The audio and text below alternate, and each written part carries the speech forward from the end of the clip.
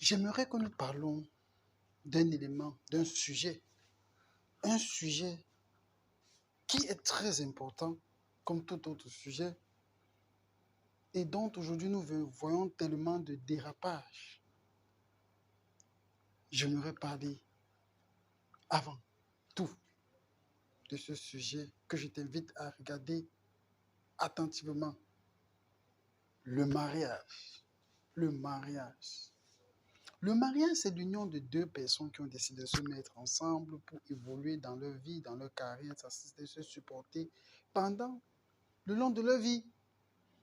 Donc, c'est une alliance entre deux familles, deux personnes qui ont décidé, comme je dis, de se mettre ensemble, d'unir deux familles et pour qu'ensemble, ils partagent, que ce soit les peines, que ce soit les moments de gloire.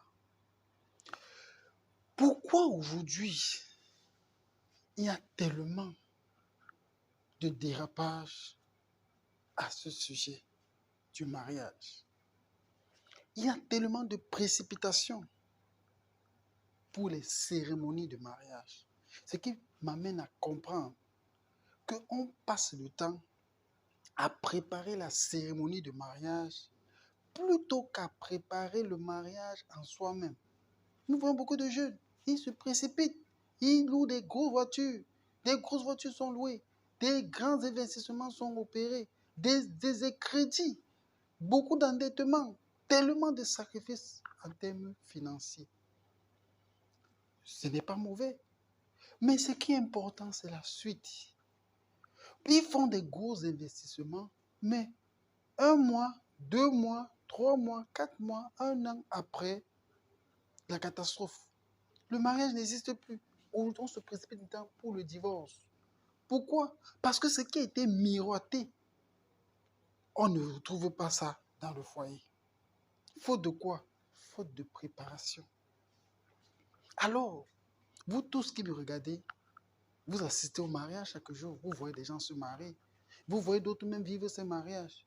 Mais combien sont ceux qui persévèrent? Parce que le mariage, c'est ça. Ce n'est pas la cérémonie qu'on voit à la mairie, où on voit beaucoup de dépenses. Non, ce n'est pas ça. Le mariage se prépare avant, c'est depuis la base. Tu commences à prendre des dispositions, d'abord par le choix de ton conjoint, le choix de ton partenaire. J'aimerais, toi qui m'écoutes et qui est en train de vouloir entrer dans le mariage, ne te précipite pas, c'est quelque chose que tu vas faire tout au long de ta vie. Est-ce que tu vas passer ta vie aussi à divorcer et te remarier? Non! Prends ton temps pour faire le choix idéal, pour prendre et choisir la personne avec qui tu vas vraiment faire ton parcours. N'oublions pas, selon les Saintes Écritures, il est dit, deux valent mieux qu'un.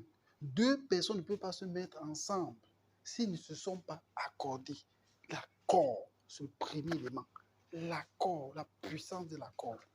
S'accorder veut dire quoi? Se connaître, se comprendre, se supporter. C'est ça. C'est ça, en fait, le vrai mariage. Parce qu'il faut faire face aux réalités qu'on va trouver sur le terrain.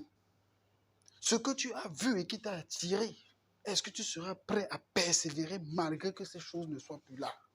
Tu seras prêt si vous vous êtes accordé sincèrement à la base. Vous devez vous connaître. Vous devez vous connaître. Vous devez savoir, vous devez avoir les mêmes pensées.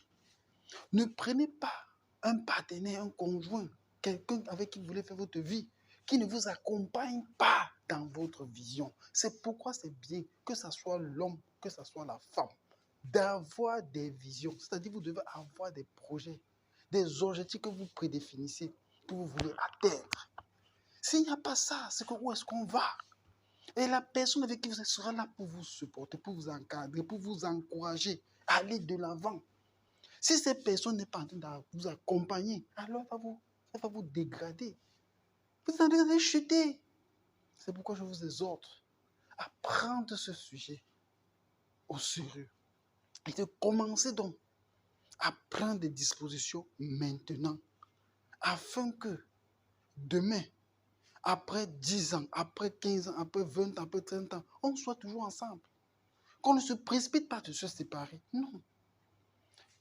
Si tu n'es pas prêt à te mettre dans une relation pour le mariage, il est mieux pour toi de rester seul. Ça ne sert à rien de t'engager et de te séparer. Non. Prenons le temps de pouvoir trouver la personne idéale. Et cette personne qui sera prête à te supporter, t'accompagner. Et lorsque tu as trouvé cette personne, alors tu es prêt à payer le prix. Parce que c'est ça le mariage, savoir payer le prix. Savoir payer le prix. Au commencement, il n'en était pas ainsi. Nos parents mettaient, nos mamans tueraient dans les foyers. Elles étaient fermes. Elles étaient tolérantes. Elles étaient persévérantes. Elles savaient se donner. Elles se préoccupaient pour l'évolution de leur foyer. Mais aujourd'hui, la quête de l'intérêt, la quête du bien-être matériel, l'égoïsme est venu détruire le mariage. Alors, ressaisissons-nous. Quand vous vous mariez étant jeune, vous faites votre parcours ensemble. L'idéal serait que dans la retraite, c'est-à-dire dans les moments où vous êtes dans un âge avancé, vous vous retrouvez encore ensemble. C'est pourquoi j'aimerais que vous félicitez toute personne âgée que vous retrouvez encore les deux mains dans la main, l'homme et la femme, dans sa vieillesse, dans son âge avancé, et encore avec son partenaire, et encore avec son mari, et encore avec sa femme qu'il a connue depuis sa tendre jeunesse. C'est ce moment, c'est ça. Voilà la beauté, voilà la richesse vraiment du mariage. C'est ça, il faut les féliciter vraiment. Et il faut tirer les leçons de ça. Pourquoi ne pas aussi atteindre ce moment? Les enfants, lorsqu'on commence à avoir des enfants, ce n'est pas bien qu'il n'y ait pas de l'entente dans le foyer.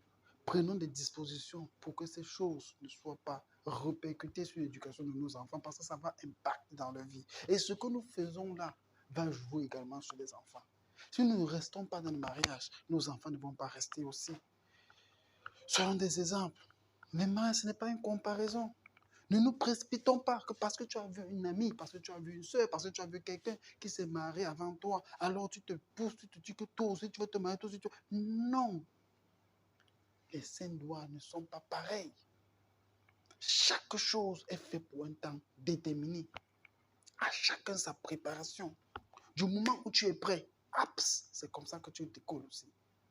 Tu ne connais pas comment l'autre que tu as envie, quelle préparation t'as prise. Peut-être ne s'est pas préparé, comme peut-être s'est bien préparé. Alors n'envions personne. Admirons les gens et tirons des leçons qui vont nous permettre de nous améliorer. C'est ce qu'on doit faire. Et non développer des jalousies. Et non développer des envies. Et non développer des animosités. Non.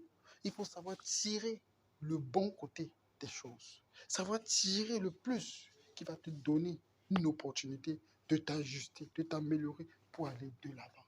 Alors, si tu m'as écouté, je vais mieux développer ce sujet la prochaine fois. Qu'est-ce que vous en pensez de ça? Donnez votre avis, c'est très important. Je vous remercie pour votre temps et ma attention. Merci beaucoup.